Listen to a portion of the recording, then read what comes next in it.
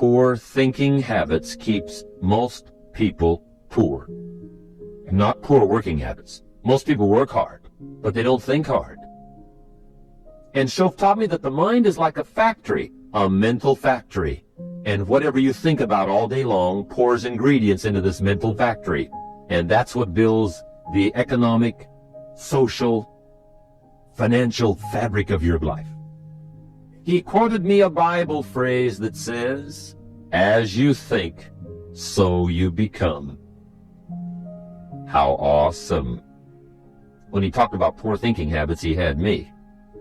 I used to start the day reading the morning newspaper. You can believe that or not.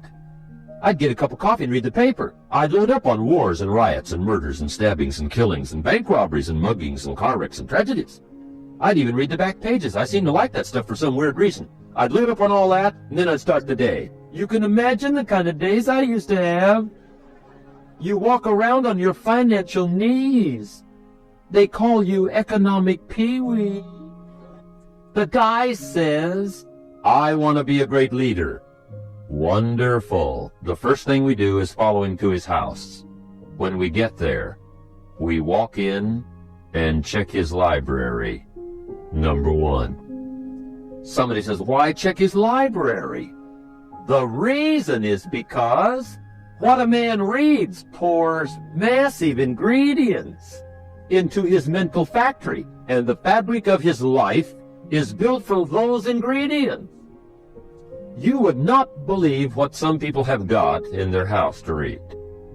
You would not believe. One of the best dressed up words I know for a lot of it is trash. Can you imagine dumping a barrel of trash into this mental factory every day and coming out with a rich, dynamic, positive life? It can be done. You might as well try making a cake with cement. The kids back in Danbury, Connecticut, high school, they're asking me questions one day. I'm talking to the kids. Kids got good questions these days. One of them said to me, "Mr. Rohn, how do you build the good life?" I said, "It's simple. It's not easy, but it's simple. Here's how you build anything. Select the right ingredients, keep out the wrong ingredients, and it starts with thought. Everything starts with thought. So you must be wise and careful what you think about, because that starts everything. You got to be wise and careful." I asked the kids, what would happen if somebody dropped sugar in my coffee? They said, "You'd be okay." I said, "What if somebody dropped strychnine in my coffee?" They said, "You'd be dead." I said, "Correct. Lesson one. Life is both sugar and strychnine. You gotta be careful." I said, "What if my worst enemy drops in the sugar?" They said, "Will you be okay?" I said, "What if my best friend, even by accident, drops in the strychnine?" They said, "You'd be dead." I said, "Correct. Lesson two, watch your coffee. You gotta be careful. See, it doesn't matter who hands you the bad stuff. It doesn't matter where you get the bad stuff. It'll still do its damage on your bank account, wherever you get it."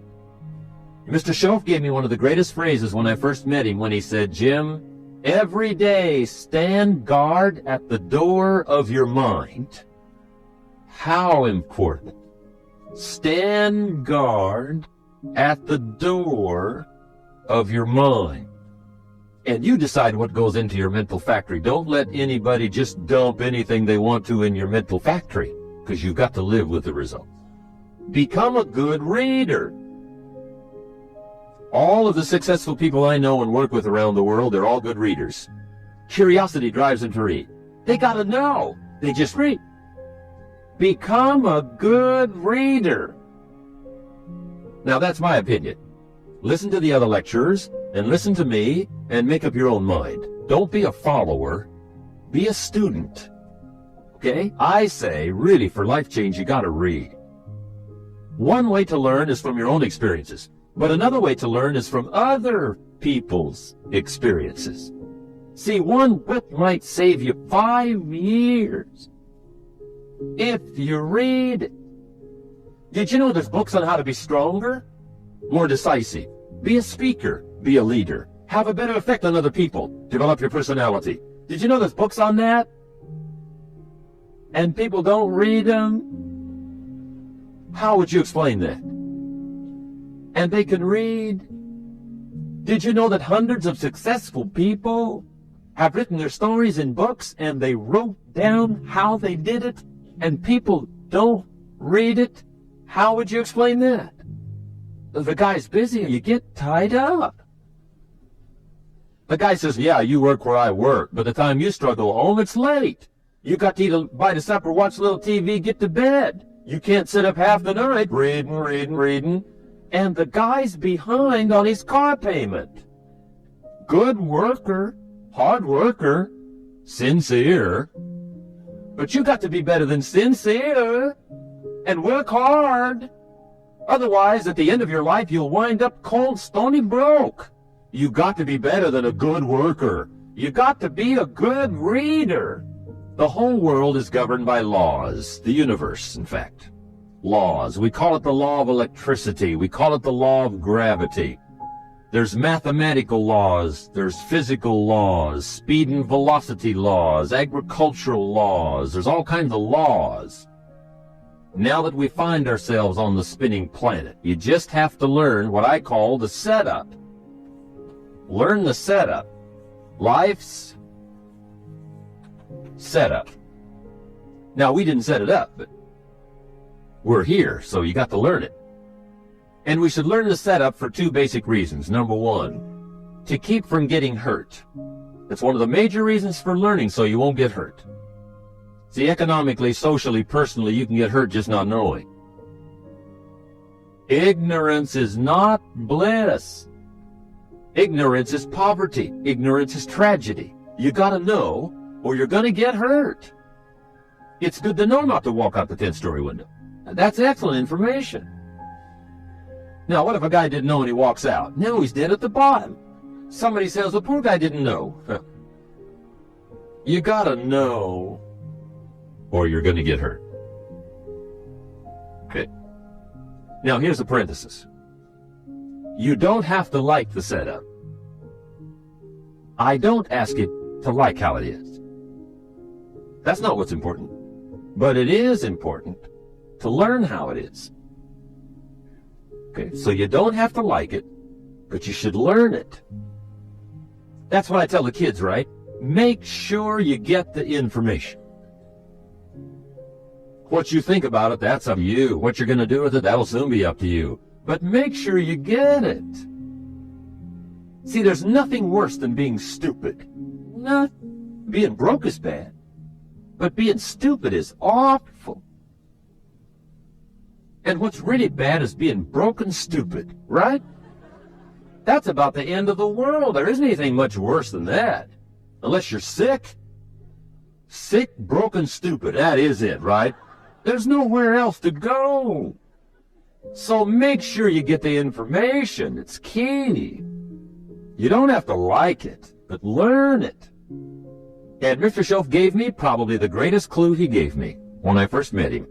He said, Jim, if you want to be wealthy and happy the rest of your life, just learn this lesson. He said, learn to work harder on yourself than you do on your job. Then Mr. Schoaf gave me probably one of the most important clues among so many things he taught me, but this was in those early days. Mr. Schoaf was very kind, but he was also very abrupt. And he had these interesting questions to ask. I'm giving him a little rundown one day on how things hadn't worked out for me. He said, Mr. Rohn, I've got the answer for you if you will listen carefully. And listen carefully I did that day and for the next 5 years. If somebody's wealthy and happy, you gotta listen. He said, Jim, I've only known you a short time. But he said, it's already my honest opinion that for things to change for you, you got to change. That wasn't quite the answer I was looking for. But that's the answer he gave me, and I pass it along to you on this warm summer evening in Anaheim, California, 1981, For things to change for you, you've got to change. Otherwise, it isn't going to change. Before I met Mr. Shelf, I used to say, I sure hope things will change. Right? That seemed to be my only hope. If it isn't going to change, I'm in serious trouble. And then I discovered it isn't going to change, so I'm in serious trouble. The problem is lack of an idea on how to create money and wealth.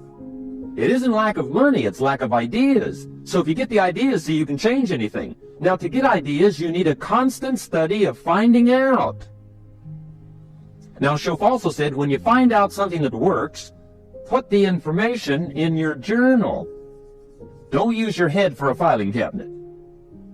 Put it in your journal so that you can do the next best thing. Repetition. Go over it. And if you repeat it, go over it, sure enough, someday, some mysterious day, the idea takes root, starts to grow, and shows up in your bank account, and your dress, and your personality, and your lifestyle. But capture the ideas in your journal. Find out how things work. Schoaf gave me this word for my life change. He said, study. Great word. If you wish to be successful, study success. If you wish to be happy, study happiness. If you wish to be wealthy, study wealth. Don't leave it to chance. Make it a study. Some people just go through the day with their fingers crossed. See, that won't do it. You've got to study the things that can change your economic, social, spiritual, personal life. The best advice I can give you came from a wealthy friend of mine who said, if it's easy, do it easy. If it's hard, do it hard. Just get it done. One of my dear friends, Robert Depew, Bobby used to be a school teacher in Lindsay, olive capital of the world. Bobby taught school several years, got a little weary teaching school. One day decided he wanted to get into sales. So without telling anybody, he just up and quit his job teaching school and jumped into sales.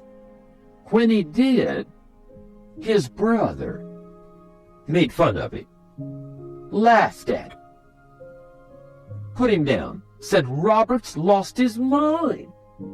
Had a good job teaching school, now he thinks he's a sale.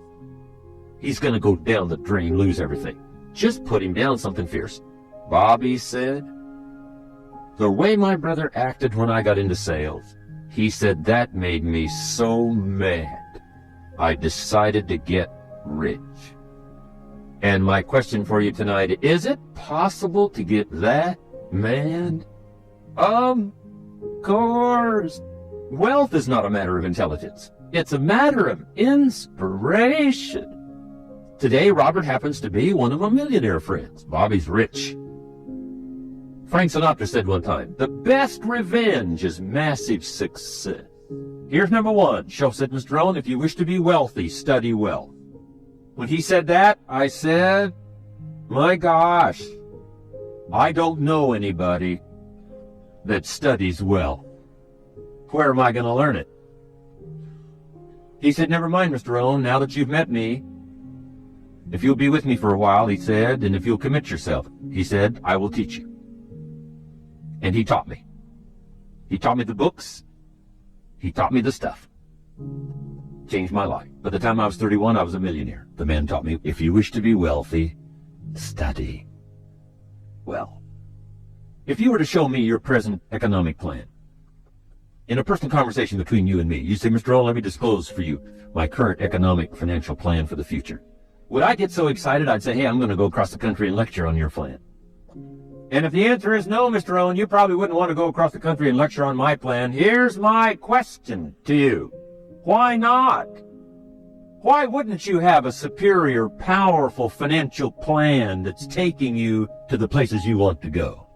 I'm asking you, if you find yourself caught like I was at age 25, make the personal commitment today and say, I'm going to study and I'm going to change. And 5 years from now, nobody's going to be able to say, how come you don't have a superior plan living in a superior country with superior opportunity? Nobody's going to be able to say that 5 years from now of me. If you'll make that commitment, I'm telling you, this will be one of the most exciting days of your life. Not because of my seminar.